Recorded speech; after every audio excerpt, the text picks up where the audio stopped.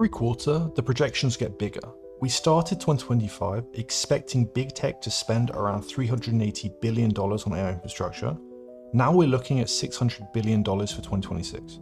That's a 70% jump just in 1 year. None of these companies are signaling a slowdown. And let me be blunt, this channel has a bullish skew towards AI. Of course I'd say that, but I also think it's the most realistic take. Strip away the noise and the headlines, and just look at the numbers. The richest, most cash-generating companies in the world are willing to spend this much. They're also at the forefront of AI.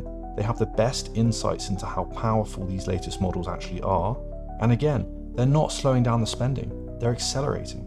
Amazon, Google, Microsoft, and Meta, they keep revising these numbers upwards every earnings call. We're watching the fastest infrastructure build-out in modern history unfold in real time. So let's look at what's actually happening in the news from this week to understand how the numbers keep getting bigger. Quickly though, the money committed for 2026 so far has Amazon at $200 billion, up 50% from last year and surprising Wall Street's estimates of $140 billion. Google's at around $180 billion, basically doubling from 2025. Meta's around $125 billion, potentially up 87%. Microsoft is around $150 billion, and Oracle is around $145. That totals around $700 billion, depending on how you count it. And around 3/4 of this, roughly $500 billion, goes towards data centers, GPUs, servers, and power infrastructure, the physical stuff needed to run AI at scale.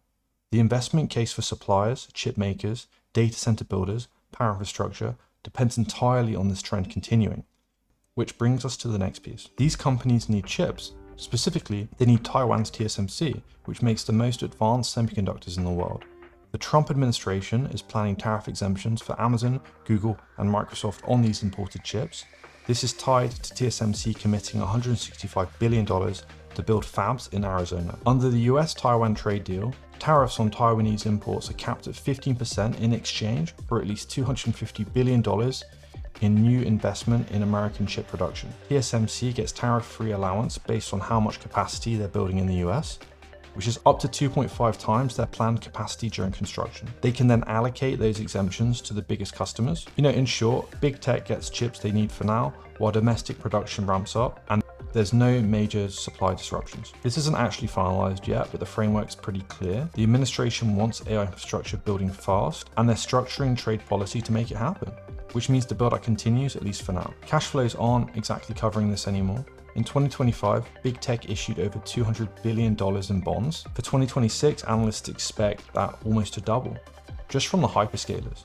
Total US corporate bond issuance is projected to hit $2.46 trillion, which is up 12% from last year. Google just upsized a bond sale from 15 to 20 billion because demand was that strong.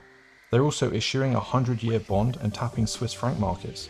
Oracle also raised $25 billion recently. These are companies with enormous cash reserves and strong balance sheets. They're choosing to borrow anyway because the spending has outpaced what they can fund internally. Anyway, this was just a really short video to highlight some things in the news today, and that commitments to spending in AI infrastructure keeps going up.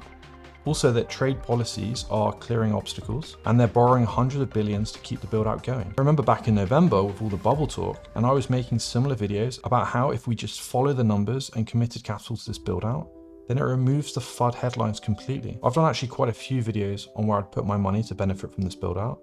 I also mentioned which of the Mag 7 hyperscalers I own in order to benefit from this. In the first instance, we want companies that are providing infrastructure required for the next generation of Nvidia training GPUs. And then the second, we want those that can easily integrate AI or robotics into their business model. Anyway, do check those videos out for my investment analysis. If this was useful, subscribe for more breakdowns and drop a comment. I'd be really interested to hear what makes you nervous about this build out, and perhaps I can include an argument in my next video. Thank you so much for watching.